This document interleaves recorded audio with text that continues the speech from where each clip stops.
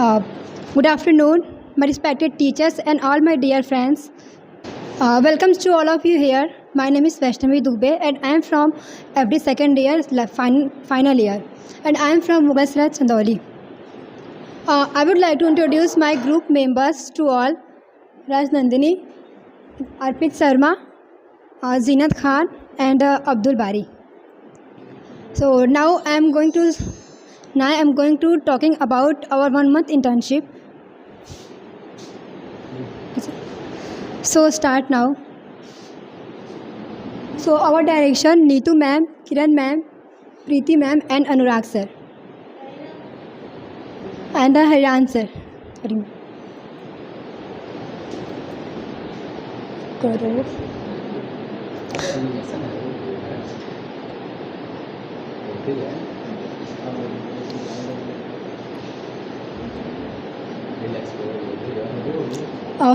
Field exposure presentation. This is our industry.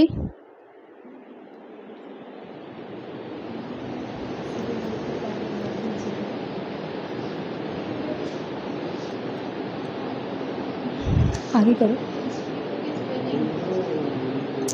First of all, I will talk about IIST. The full form of IIST is the Indian Institute of Handloom Technology. Start करो. आगे करो. This is my first page. IIST. It operates under the Parents Organization, the Development Commissioner for Handlooms. The institute started its first course in 1994, and IIST Varanasi is open both for men and women.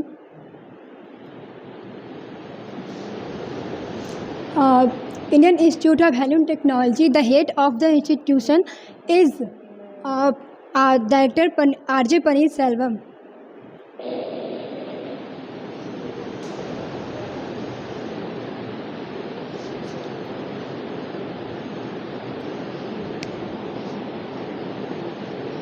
Weaver Service Center. Operation by the Development Commissioner for Handlooms. IIST के under में ये आता है, जिसमें हम लोग ने वो इंटर्नशिप किया था.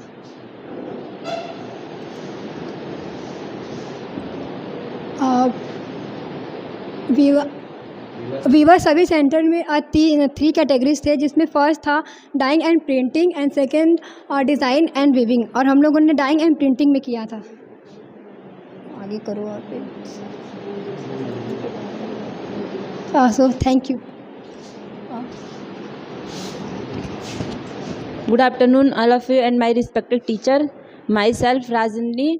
मैं अपने टॉपिक के बारे में बताने जा रही हूँ, जो हमारे प्रेजेंटेशन का एक पार्ट है. वीविंग एक बहुत ही पुराना आर्टिस्टिक टेक्निक है, जिसके द्वारा हम परस्पर 2 धागों को इंटरलॉक करके वीविंग प्रोसेस करते हैं. वीविंग प्रोसेस में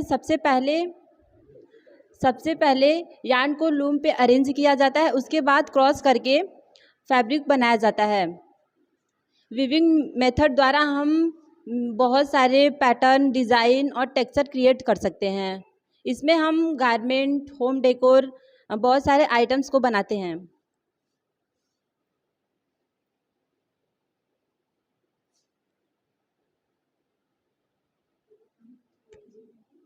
ये वहाँ की कुछ इमेजेस हैं. डिज़ाइन एक कॉन्सेप्ट है, जिसके द्वारा हम किसी भी फैब्रिक या गारमेंट के लुक को चेंज कर सकते हैं, उसके ब्यूटी को इन्हेंस कर सकते हैं. ये हमारी एक क्रिएटिविटी है, जिसके द्वारा हम उसको एक नया लुक देते हैं.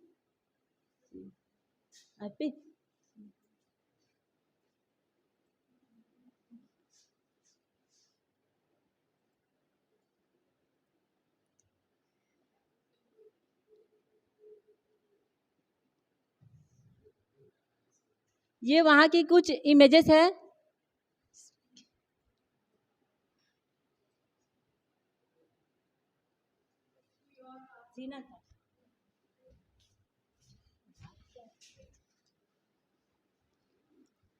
So, a very good afternoon, everyone, and my respected teachers.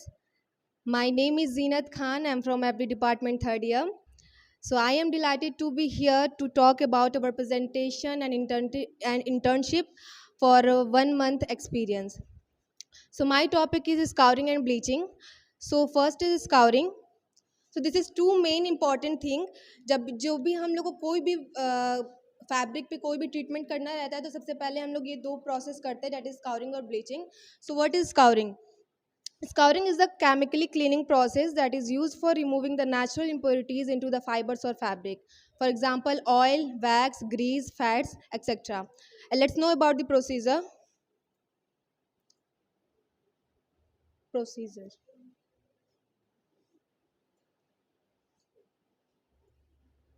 Firstly, we boil the cotton grey goods into the hot water to remove their natural wax and impurities with soap, caustic soda and soda ash to remove their natural impurities like wax and glues, etc.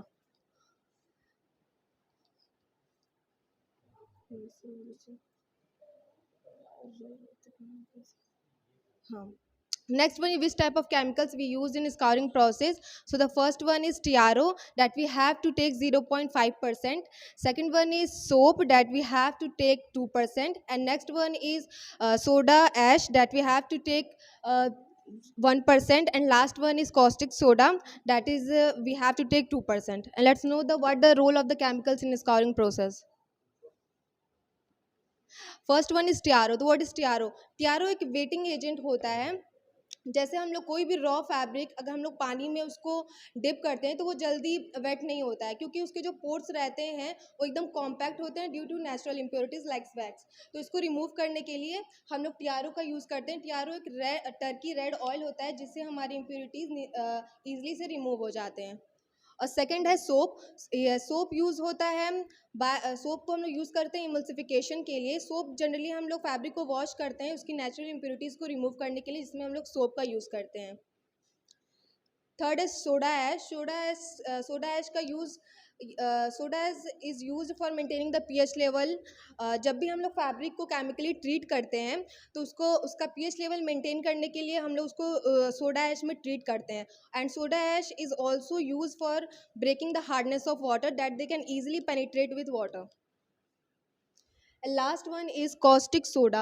So caustic soda is also used for removing the wax by saponification. Saponification मतलब होता है अगर हम किसी fabric में लगे हुए फैक्सी substances जो होते हैं तो वो सिपोनिफिकेशन में वो उसको कन्वर्ट करता है सॉल्यूबल सॉल्टी मॉलिक्यूल्स में, जिससे वो फैब्रिक से इजीली रिमूव हो जाते हैं.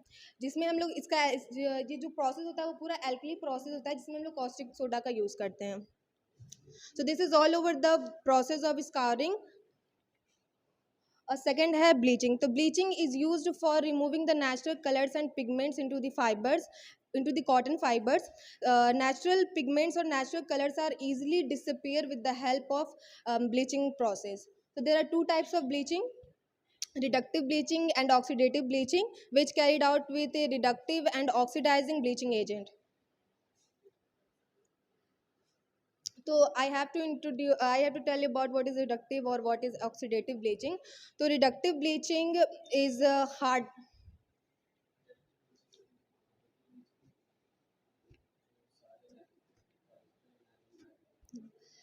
रिडक्टिव ब्लीचिंग बेसिकली हम लोग सिंथेटिक फैब्रिक पे यूज़ करते हैं, जैसे पॉलीमाइड्स, poly acrylic, poly acetate.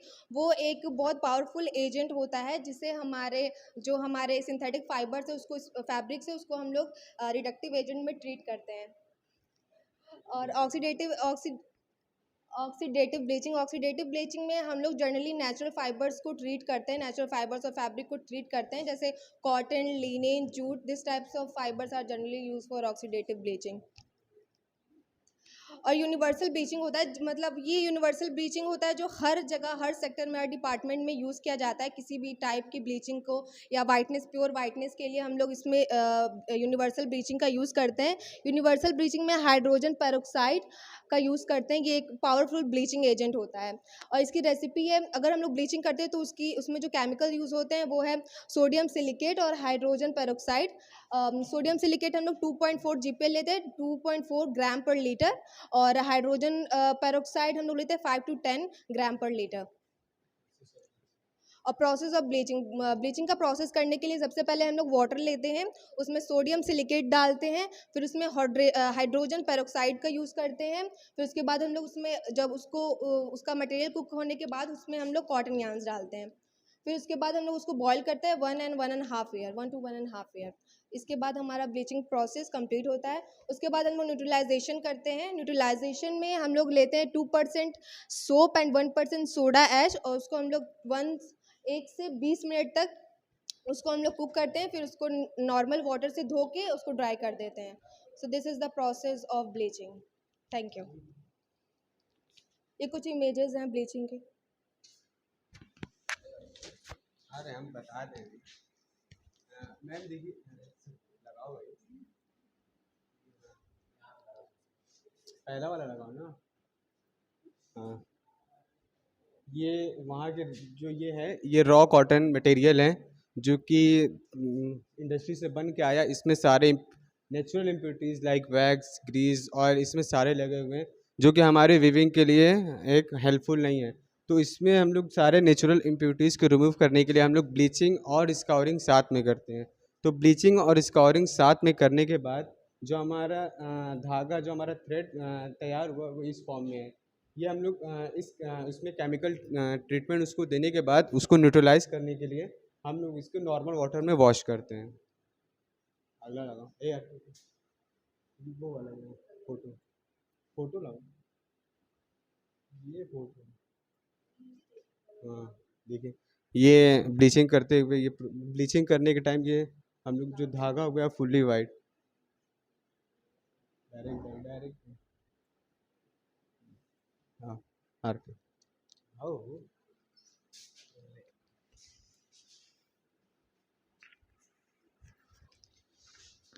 Good afternoon, good afternoon, my respected teacher and my dear friend. My name is Arpi Sharma. मैं आप लोग को क्लासिफिकेशन ऑफ डाई बताने जा रहा हूँ। क्लासिफिकेशन डाई में तीन तरह की डाई आती है मेनली। जो पहला वाटर सॉल्युबल, जिसमें मतलब जो कलर पानी में जो आसानी से घुल जाए, घुलनशील हो, और दूसरा आपका वाटर इनसॉल्युबल, जो पानी वाटर में कलर न डिसॉल्व ना हो, उसमें केमिकल के द्वारा उसको डिसॉल्व किया जाता है।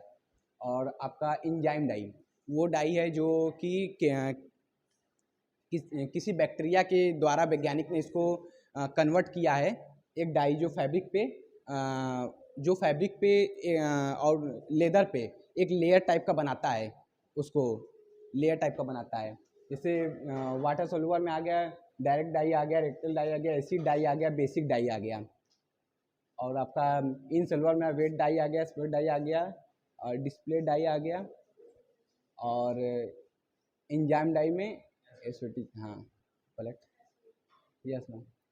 और डायरेक्ट डाई के ये मैम प्रोसेस है कि हम लोग क्या क्या करते रहे। पहला वाटर था, फिर वाटर कितना लेना है उसमें, मतलब उस कैलकुलेशन के हिसाब से हम लोग निकालेंगे कितने वाटर पे, उसका मैथ का पूरा कैलकुलेशन है। फिर सॉल्ट है, फिर सोडा एस है।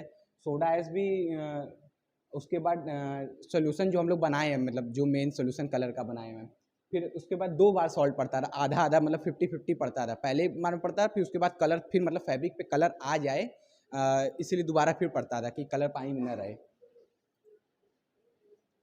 सोडा एस ये सोडा एस का काम ये था कि ये हार्ड वाटर जो था, मतलब एक वाटर 2 तरह के होते हैं, हार्ड वाटर या सॉफ्ट वाटर। ये वाटर को सॉफ्ट करने का काम में होता था, मतलब वाटर सोडा एस वाटर को सॉफ्ट कर देता था।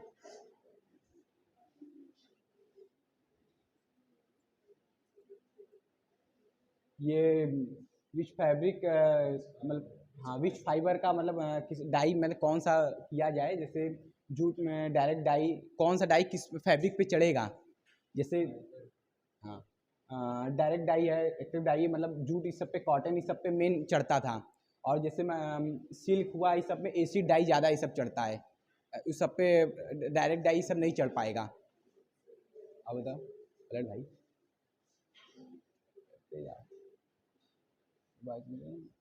फाइबर, ये मैम मेनली ये जो वाटर मेरा जो फैब्रिक होता है सर, वो कितना मतलब वाटर एब्जॉर्ब करता है ये बताता है। जैसे नॉलन हो गया आपका 4% हो गया, कॉटन हो गया 7 से 9% हो गया, सिल्क हो गया 10 से 12, वूल हो गया, वूल सबसे ज़्यादा पानी ऑब्जॉर्व करता था 12 से 70 तक।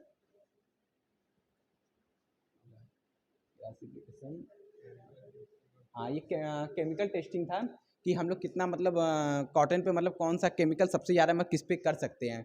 जैसे कॉटन पे सबसे ज़्यादा था, वूल पे था, लेकिन इस सब पे डीमेरिट भी था, मतलब कि उसको हम लोग को हटाना पड़ता था उसको केमिकल से, नहीं तो कपड़ा हमारा उसको ख़त्म कर देगा केमिकल, उसको हम लोग केमिकल फिर हटाते भी थे।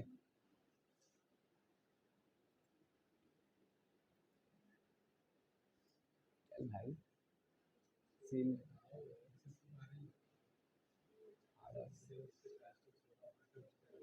जैसे मैं बहुत से केमिकल अलग अलग सब पे यूज होता था, जैसे सिल्क पे कास्टिक सोडा, ये सब का हॉट वाटर में यूज होता था। इसमें सॉफ्ट वाटर ये सब नहीं यूज कर सकते सर। और इसमें पॉलिस्टर में आपका हॉट वाटर, इसमें टेम्परेचर भी मतलब टेम्परेचर से भी है, जैसे 30 से 40 तक टेम्परेचर इस सब में चाहता है। नायलॉन में भी वही है, टेम्परेचर नॉर्मल भी सकता है। और क्या था भाई सब पड़ा है, रिएक्टिव डाई लेकर आओ, reactive die.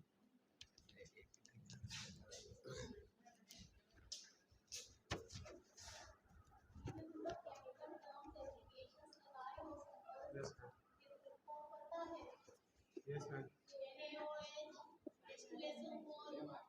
H2SO4 sulfuric acid.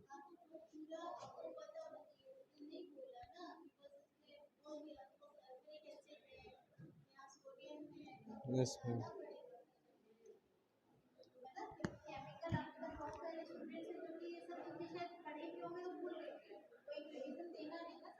Yes, ma'am. Arpit, reactive dynamics. Good afternoon, everyone, and respected teacher. My name is Abdul Bari Ansari, and I'm studying for fashion designing and garment technology. So, first of all, first of all, my subject is reactive dye. Reactive dye is a covalent bond. मतलब जो reactive dye है, die को पहले die की 5 classification है।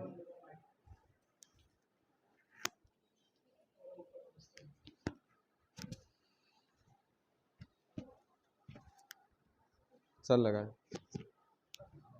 नहीं लग रहा है सर।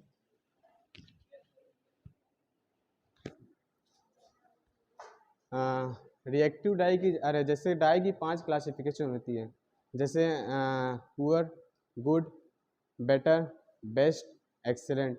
तो रिएक्टिव डाई सर हम लोग का दूसरा है, जैसे गुड, मतलब इसमें जो कलर होता है वो काफ़ी अच्छा चढ़ता है, जो काफ़ी अच्छा चढ़ता है डायरेक्ट डाई से अच्छा रिएक्टिव डाई में हम लोग को कलर चढ़ता है। रिएक्टिव डाई में मैम जैसे कलर और वाटर और केमिकल का बॉन्ड बनता है, जिसको हम लोग कोवैलेंट बॉन्ड कहते हैं। ये बॉन्ड जितनी अच्छी तरीके से ये बॉन्ड बनेगा कपड़े पे हम लोग की, उतनी अच्छी तरीके से डाई का कलर आएगा। ये मैम जैसे ये डाई होती है, ये वाटर सोल्यूबल डाई होती है। इसको हम लोग वाटर में डाई को डाल के इसको स्टॉक सॉल्यूशन बनाकर हम लोग फैब्रिक पे इसको अप्लाई करते हैं। Then next ma'am reactive dye 2 तरह की होती है, एक रिएक्टिव हॉट ब्रांड डाई, एक reactive cold brand dye. Reactive hot brand dye में हम लोग जो टेम्परेचर लेते हैं वो ज़्यादातर रूम टेम्परेचर होता है, जिसमें हम लोग रूम टेम्परेचर पे डाई को मतलब डाई को करते हैं। और जो हॉट टेम्परेचर होता है उसमें हम लोग रिएक्टिव डाई को जैसे इसका टेम्परेचर होता है 90 to 100 डिग्री टेम्परेचर पे हम लोग उसको बॉयल करके डाई को कंप्लीट करते हैं।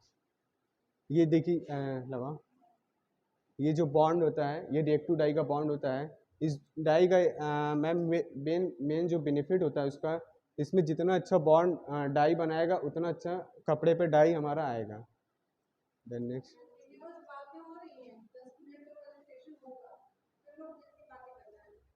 जल्दी करो ना, एनिमेशन हटाओ। रिएक्टिव डाई शेड, जैसे मैम हम लोग जब कपड़े या धागा पे किसी पे भी हम लोग जब कलर करते हैं या डाई करते हैं तो एक शेड होता है कि हमको 0.5 शेड चाहिए, 1% शेड चाहिए। ये शेड के अकॉर्डिंग हम लोग कपड़ों पे या धागों पे कलर को भी हम लोग ज़्यादा से ज़्यादा बढ़ा सकते हैं या इंक्रीज़ कर सकते हैं। जैसे शेड की बात करें तो 0.5% 0.5 से 1% एंड अबव 2% से अबव। तो जब हम लोग ये शेड लेंगे तो आता है केमिकल की बात कि हम लोग अगर शेड 1% लिए तो केमिकल कितना लेंगे। तो वहाँ पे जो उसका केमिकल है सॉल्ट 4 GPL का भी कैलकुलेशन मैं आगे डिफाइन करूँगा। तो जब 0.5 लेंगे हम शेड तो उसमें सॉल्ट डालेंगे 40 GPL और जो सोडा एज रहेगा वो 10 GPL रहेगा।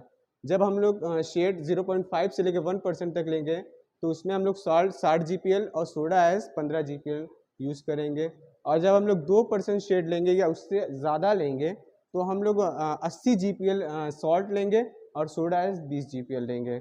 ये जो हमारा केमिकल होता है ये मतलब इसको ये हमारा जो केमिकल होता है वो हम कैलकुलेशन के हिसाब से डाई में हम लोग यूज़ करते हैं। नेक्स्ट और आते vat dye. Vat dye water insoluble dye होता है और ये एक्सीलेंट डाई होता है जो कि फैब्रिक या यार्न पे अच्छी मतलब सबसे ज़्यादा अच्छी डाई और सबसे ज़्यादा महंगी डाई इसको हम लोग कह सकते हैं, क्योंकि ये फैब्रिक और धागे पे सबसे ज़्यादा कलर को मतलब ब्राइट कलर इसका चढ़ता है। वेट डाई हम लोग 5 मेथड से कंप्लीट करते हैं। वेटिंग, फर्स्ट है वेटिंग, सेकेंड है dyeing, oxidating, neutralisation and soaping. Wetting ये होता है मैम कि वेटिंग में हम लोग पहले जो डाई सॉल्यूशन होता है उसको हम लोग स्टॉक सॉल्यूशन में कन्वर्ट करते हैं। जैसे 1 ग्राम डाई लेंगे तो उसमें हम लोग TRO की मदद से जो वेटिंग एजेंट होता है हम लोग उसकी मदद से डाई को स्टॉक सॉल्यूशन में कन्वर्ट करेंगे। फिर इसके बाद हम लोग डाइंग में वो जब हम लोग डाइंग करेंगे फैब्रिक या धागा तो उसमें हम लोग डाइंग का पेस्ट बनाएंगे। जैसे वाटर हो गया 90 ml या 1 लीटर वाटर हो गया तो वो हम लोग वेटिंग एजेंट पे जो हम लोग डाई स्टॉक सॉल्यूशन बनाते हैं वो डाइंग में हम लोग यूज़ करेंगे। फिर आता है ऑक्सीडेटिंग। डाई के करने के बाद फैब्रिक या थ्रेड डाई करने के बाद हम लोग ऑक्सीडेटिंग मेथड वो होता है जो मतलब जिस चीज़ में हम लोग डाई किए हैं तो हमारा जो मटेरियल है उसको हम लोग बाहर निकाल के एयर में उसको मतलब न्यूट्रलाइज करते हैं। पहले पानी या उसमें किसी में न्यूट्रलाइज नहीं करेंगे, उसको हम लोग पहले 3 से 5 मिनट तक एयर में छोड़ देंगे ऐसे ही। फिर आता है न्यूट्रलाइजेशन। न्यूट्रलाइजेशन में हम लोग 1% सोडा और 2% सोप के साथ हम लोग फैब्रिक को न्यूट्रलाइज कर लेंगे, क्योंकि जब भी हम फैब्रिक या थ्रेड को हम किसी भी केमिकल से ट्रीट करते हैं तो उसका जो उसका एसिडिक फॉर्म होता है वो काफ़ी हाई होता है। तो उस एसिडिक फॉर्म को हम लोग अल्कलीन फॉर्म में लाने के लिए हम लोग न्यूट्रलाइजेशन यूज़ करते हैं। दोनों को हटाने के लिए हम लोग न्यूट्रलाइजेशन का यूज़ करते हैं। Then shopping. सोपिंग हम लोग इसलिए करते हैं ताकि जो उसमें जितने भी केमिकल वो पूरी तरह से फैब्रिक या धागे से रिमूव करने के लिए हम लोग लास्ट में सोपिंग का यूज़ करते हैं। वेटिंग प्रोसेस, ये वही है वेटिंग प्रोसेस। 1 ग्राम कलर अगर लेंगे तो उसमें 2 ml TRO लेंगे, 2 ग्राम कास्टिक लेंगे और 2 ग्राम हाइड्रो लेंगे। हाइड्रो का मेन बेनिफिट ये है कि जब हम हाइड्रो डालेंगे तो जो वेट डाई होगा हमारा, जैसे वेट डाई जो हमारा होगा वो येलो के फॉर्म में रहेगा। अगर जैसे ही हम उसमें TRO डालें तो वो अपने आप वो कलर चेंज हो जाएगा। अगर कलर चेंज होगा तो समझिए कि हमारा डाई अच्छा है। अगर कलर नहीं चेंज हुआ तो हम लोग को फिर से दोबारा डाई बनाना पड़ेगा। बैक करो। ml रेशियो, इसी की मदद से हम लोग सारे सॉल्यूशन जो होते हैं वो निकालते हैं। एक ml रेशियो होता है 1:20। जब 1 ग्राम कलर लेंगे तो हम लोग 20 से मतलब जितना हम लोग का धागा है 20 से मल्टीप्लाई करेंगे। अगर हमारा धागा जैसे हम लोग वहाँ इंडस्ट्री में हम लोग प्रैक्टिकल कर रहे थे तो हम लोग को 6 ग्राम 5 ग्राम धागा मिल रहा था और 1 ग्राम कलर मिल रहा था। तो हम लोग ये ml रेशियो के अकॉर्डिंग हम लोग कलर केमिकल इस सब को मतलब वो निकालते थे। तो 1:20 थ्रेड के लिए या आयरन के लिए, 1:30 फैब्रिक के लिए।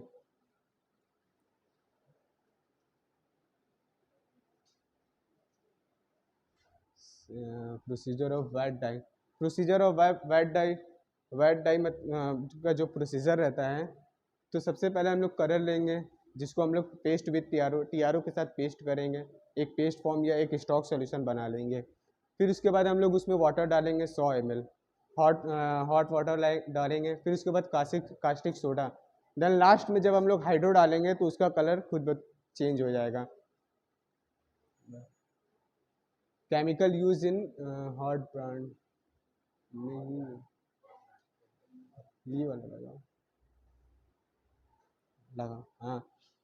General properties of vat dyes की जो प्रॉपर्टी है, जैसे इनसॉल्युबल इन वाटर, मतलब ये वाटर में इनसॉल्युबल नहीं है। इसको हम लोग अगर वाटर में डाई करेंगे तो ये इनसॉल्युबल नहीं है, मतलब ये वाटर में सॉल्युबल हो ही नहीं सकती, जो कि फैब्रिक या धागे पे नहीं चढ़ सकती जब तक कि हम लोग इसको टीआरओ या कोई भी वेटिंग एजेंट पे हम लोग इसको सॉल्युबल नहीं बनाते हैं, ये वाटर से सॉल्युबल नहीं हो सकती। देन सेकंड है can not be use directly for dyeing. इसको हम लोग डायरेक्टली यूज़ नहीं कर सकते डाइंग के लिए जब तक कि हम लोग इसमें केमिकल का यूज़ नहीं कर सकते या कोई भी वेटिंग एजेंट का यूज़ नहीं करेंगे। Can be convert to water soluble dye, इसको हम लोग वाटर सॉल्युबल डाई में कन्वर्ट करेंगे वही वेटिंग एजेंट डाल के। ये है प्रोसेस। नेक्स्ट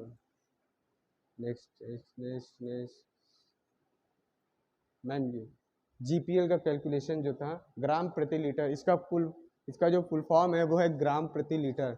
अगर हम लोग का कास्टिक सोडा 4 ग्राम है तो हम लोग 4 को 1000 से मल्टीप्लाई करेंगे, फिर इंटू 100 मल्टीप्लाई 100, फिर इसको इंटू जैसे जितना भी हमारा धागे का वज़न है, जैसे 90 ग्राम हमारे धागे का वज़न है, अरे 90 ml हमारा वाटर रहेगा, 90 ml हमारा वाटर रहेगा, फिर उसको हम लोग मल्टीप्लाई करेंगे, अरे यार लगाओ, मल्टीप्लाई करेंगे तो फिर जो 36 आएगा उसको हम लोग 100 से डिवाइड कर देंगे, तो हमारा जो ग्राम प्रति लीटर में जो हमारा कास्टिक सोडा था वो ग्राम में आ जाएगा।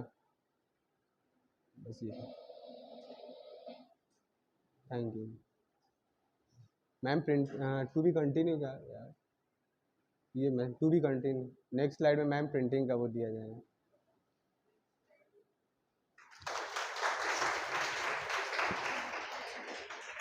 मैम हम लोग का अभी पहला बार था इसलिए हम लोग का था बढ़िया नहीं हुआ है, लेकिन हम लोग नेक्स्ट टाइम इससे और बढ़िया करने की कोशिश करेंगे। मैम इसमें अभी जो हम लोग मतलब ऐड किए हैं उसमें अभी प्रिंटिंग बाकी है, तो हम लोग प्रिंटिंग को ऐड करके मैम जब एक बार सब लोग प्रेजेंटेशन दे देगा तो हम लोग फिर से वापस वहीं से स्टार्ट करेंगे।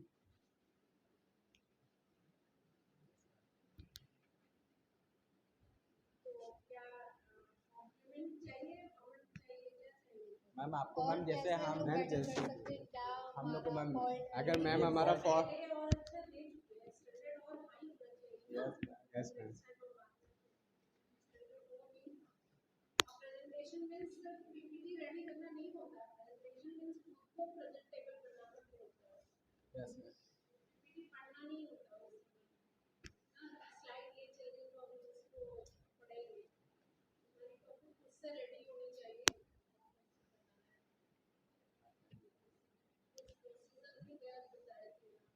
प्रोसीजर में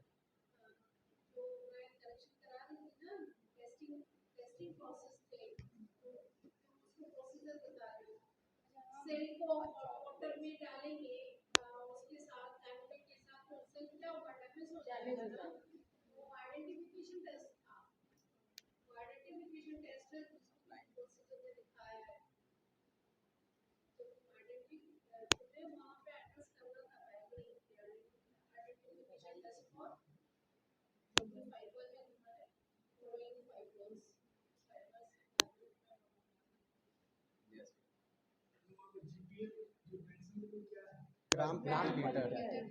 जैसे मैं सर हम लोग कोई भी इंडस्ट्री में जाएंगे तो वहाँ पे जीपीएल से ही कैलकुलेशन करते हैं, जीपीएल ग्राम प्रति लीटर। अगर हम लोग उसको अगर हम लोग जीपीएल को ग्राम में कन्वर्ट करना चाहते हैं तो सर ये फॉर्मूला था वहाँ का।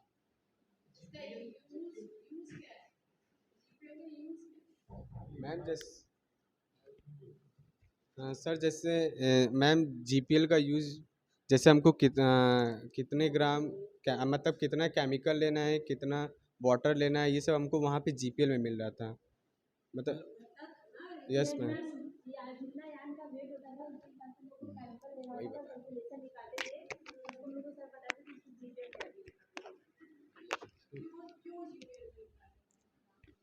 क्योंकि मैम यान का वेट ही मैम ग्राम मतलब ग्राम में था, हम लोग का यान जो हम लोग को मिला था वो ग्राम में मिल रहा था, इसलिए हम लोग को जीपीएल में निकालना था। जीपीएल को फिर हम लोग कन्वर्ट करते थे मैम।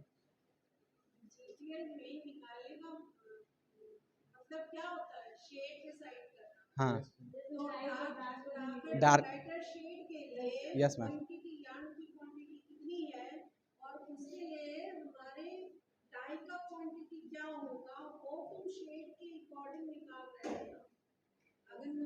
शेड चाहिए तो इस शेड के लिए 100 ग्राम अगर हमारा यार्न है तो उसके लिए कितना ग्राम की शेड के अकॉर्डिंग हमें कितने ग्राम डाइस की रिक्वायरमेंट है वो तुम जीपीएल से निकालते हो ना। Yes ma'am. जीपीएल निकालने का यही एक प्रोसेस है। हम लोग नॉर्मली डायरेक्ट ड्राइव करते हैं तो हम शेड मैचिंग कर लेते हैं, मैच कर लेते हैं, क्वांटिटी को मेजर नहीं करते मेजर नहीं करते हैं डाल के छोटे छोटे सैंपल में कर रहे हैं, बट वहाँ ये प्रोसेस नहीं है। मैम। वहाँ पे मैम पूरा मेजर कैलकुलेशन होगा, वही कैलकुलेशन था शेड डिसाइड। मैम वो हम लोग को देते थे कि कौन सा ग्रुप कितना सेट करेगा। 1% मतलब 0.5%, 2%, 3, सबसे ज़्यादा मैम 3% था सेट सबसे डार्क। डार्क अभी तक है, मतलब उससे ज़्यादा नहीं करते थे हम लोग।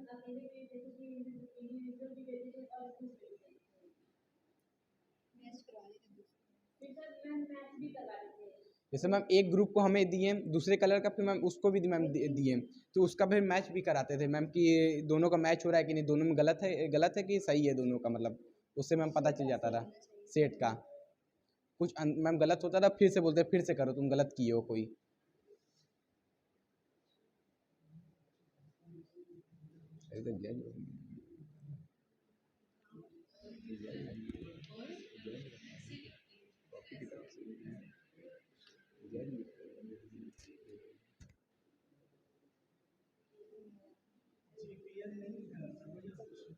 ऐसे ही टर्म्स पे ऐसे ही यूज किया जाता है। हाँ, वहाँ पे टर्म्स यही यूज करते थे। एल यस मैम, GPL ग्राम पर पहले लीटर। टर्म्स ही यूज करते थे। नहीं नहीं, मैम डायरेक्ट फ्लैश जीपीएल। नहीं, साथ में जीपीएल ग्राम प्रति देखा।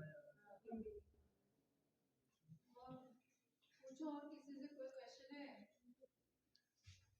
कोई किसी का क्वेश्चन है? सब साइलेंट।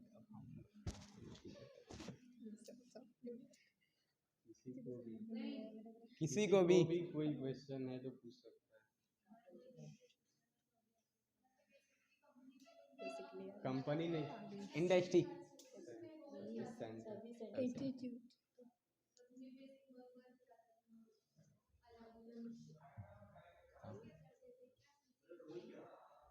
रूल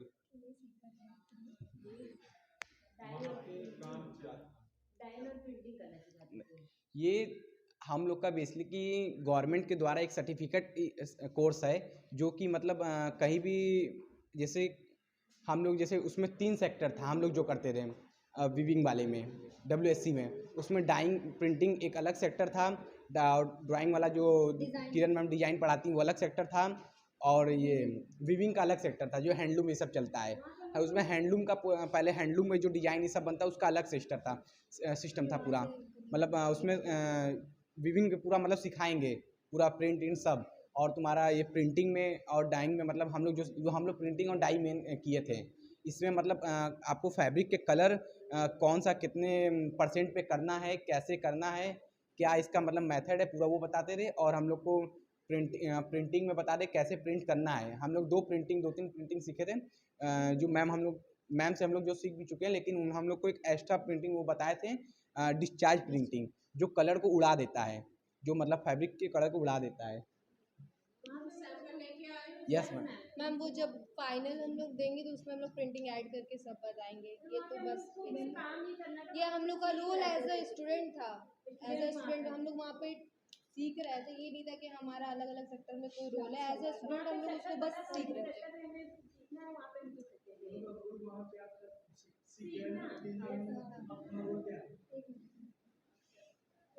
सर वो कि हम लोग टेक्सटाइल किसी टेक्सटाइल कंपनी में जाएँ तो उसमें सर हम लोग जो सीखे हैं सर उसको मतलब अप्लाई कर सकें टेक्सटाइल में। हम लोग को पहले से मतलब आता है कि हम लोग इतने % कलर पे इतना वो करते हैं, तो सर बताएंगे वो पूरा वहाँ पे जैसे।